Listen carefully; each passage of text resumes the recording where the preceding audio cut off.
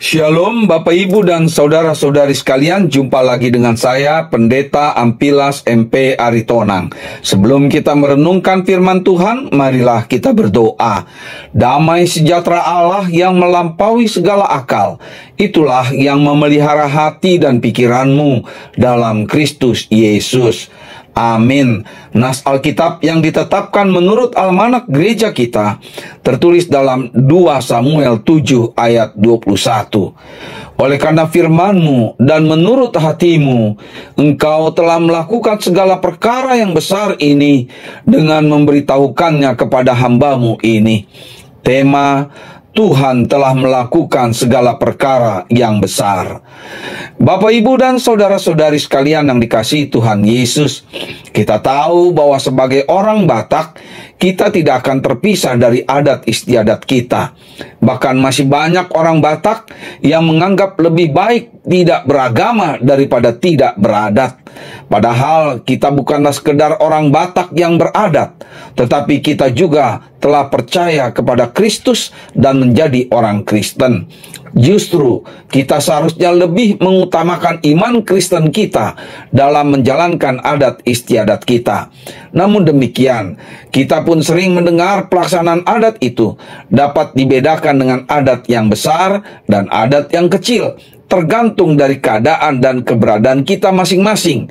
Kita akan mengusahakan sedapat-dapatnya untuk menjalankan adat yang besar dengan mengundang keluarga dan kaum kerabat yang lebih besar dan lengkap.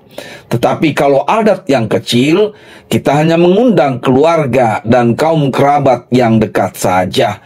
Sangat berbeda ketika kita sedang menghadapi masalah atau perkara.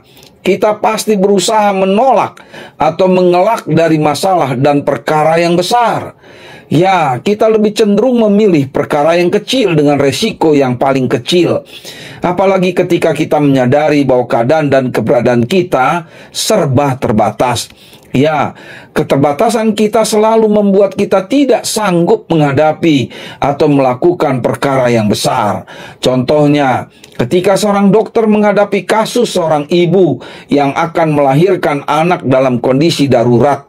Meskipun dokter itu sangat ahli dan didukung dengan fasilitas medis yang canggih, tetapi ia harus mengerti keterbatasannya dalam menentukan hidup atau mati sang ibu dan bayinya. Begitu pula dengan diri kita masing-masing dalam menghadapi dan melakukan perkara yang besar, yaitu kesembuhan dari sakit penyakit yang parah. Kita harus menyadari keterbatasan kita dan hanya dapat berserah kepada Tuhan. Demikianlah Daud menyadari keterbatasannya di hadapan Tuhan. Meskipun sebagai raja, ia sanggup melakukan perkara yang besar, yaitu mendirikan rumah bagi Tuhan. Namun Tuhan tidak mengizinkannya. Tuhan telah merencanakan pembangunan rumah Tuhan harus dilaksanakan oleh putra Daud yang akan menjadi raja menggantikannya. Selain itu, Daud pun mengakui dan percaya bahwa firman Tuhan dan keinginan hatinya harus terwujud. Ya, di sepanjang hidupnya, Daud telah melihat dan mengalami sendiri bagaimana Tuhan melakukan segala perkara yang besar.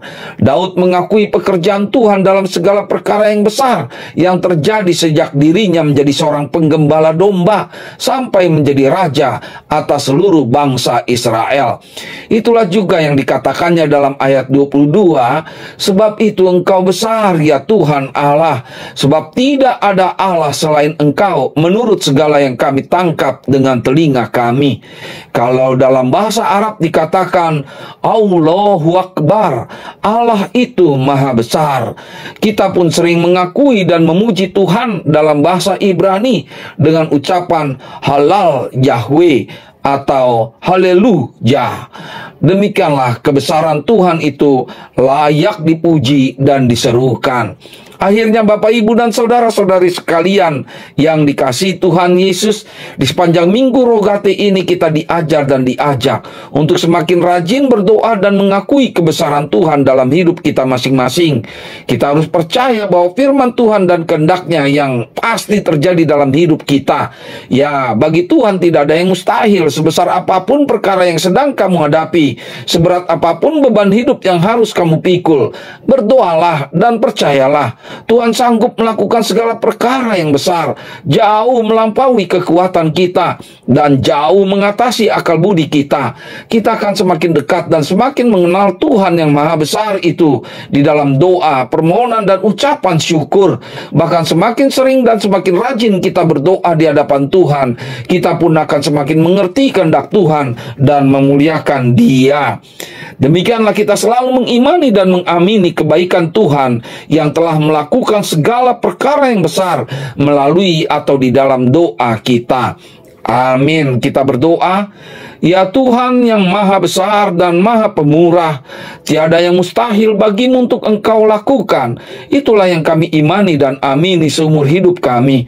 Karena itu ajarilah kami selalu untuk berdoa, bersyukur, dan memuliakan Engkau di dalam Yesus Kristus Tuhan kami. Amin. Bapa kami yang di sorga, dikuduskanlah namamu, datanglah kerajaanmu, jadilah kehendak-Mu di bumi seperti di sorga. Berikanlah kami pada hari ini makanan kami yang secukupnya, dan ampunilah kami akan kesalahan kami, seperti kami juga mengampuni orang yang bersalah kepada kami. Dan janganlah membawa kami ke dalam pencobaan, tetapi lepaskanlah kami daripada yang jahat. Karena Engkaulah yang punya kerajaan dan kekuasaan dan kemuliaan sampai selama-lamanya. Amin. Kasih karunia dari Tuhan Yesus Kristus dan kasih setia dari Allah Bapa dan persekutuan dengan Roh Kudus, itulah yang menyertai kamu sekalian. Amin. Shalom Bapak Ibu dan saudara-saudari sekalian. Sampai jumpa lagi di kesempatan berikutnya dengan saya, Pendeta Ampilas MP Aritonang. Shalom.